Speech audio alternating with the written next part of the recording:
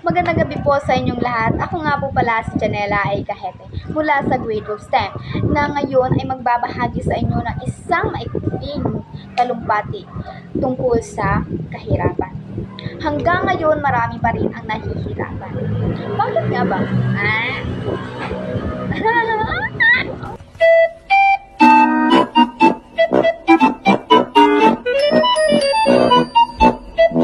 Hanggang ngayon, marami pa rin ang nahihirapan.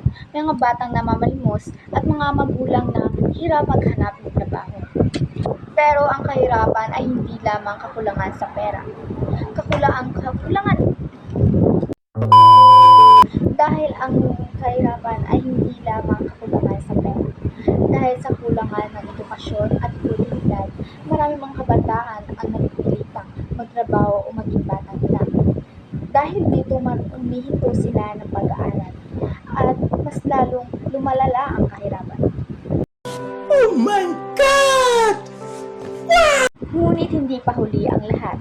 Kung merong edukasyon, sipag, tiyaga at suporta ng pamilya, may pag-asa tayong bumangon.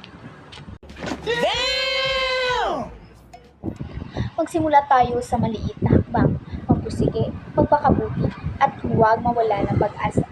Maraming salamat po.